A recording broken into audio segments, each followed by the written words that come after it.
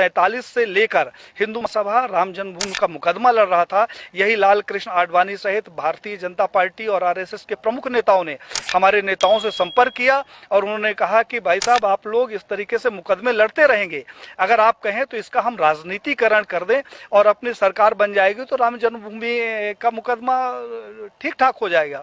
और साहब, हम लोग साइलेंट हो गए, अपनी छाती में इनको बैठाकर पूरे भारत में रथ यात्रा निकाली और उस रथ यात्रा से इकट्ठा हुए 1400 करोड़ रुपए ये लोग डकार गए, जिसका आज हिसाब नहीं है।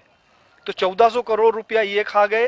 हिंदुत्व के नाम पर जो भी प्रखर नेता आगे आता है, कहने के लिए थोड़ा सा बुरी बात है लेकिन कहना जरूरी है, अशोक सिंघल जी को मैंने पत्र लिखा। हमने कहा 1400 करोड़ रुपया जो राम जन्मभूमि का इकट्ठा हुआ कहाँ गया।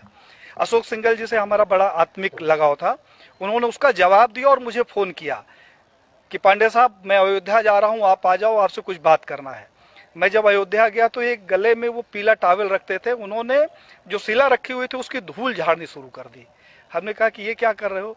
बोला, पांडे जी, मेरा अंतिम सपना है कि किसी तरीके से मेरे जिंदा रहते ही ये मंदिर का निर्माण हो जाए।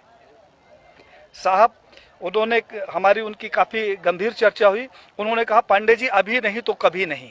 तो हमने कहा, क्या करोगे, आप लड़ तो सकते नहीं। बोले कि अब मोदी है और लड़ूंगा भी और विरोध भी करूंगा।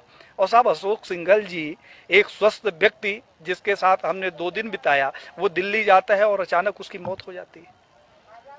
प्रवीण भाई तोगड़िया, जिसके पास जेड कैटेगरी की सुरक्षा हो, जो पेशाब करने बाथरूम में जाता है तो पहले बाथरूम चेक होता है और वो रोड के किनारे लावारिस पड़ा मिले, उसके सिक्योरिटी का पता नहीं और उसका पता नहीं।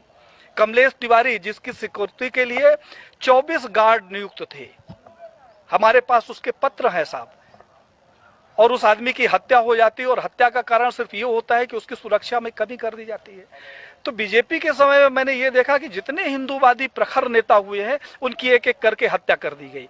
अभी 2 तारीख को हमारे पास लखनऊ से फोन आया, हिंडोला थाना कोई पड़ता है, उन्होंने कहा, हिंडोला थाना से बोल रहा हूँ पांडे साहब, गृह मंत्रालय से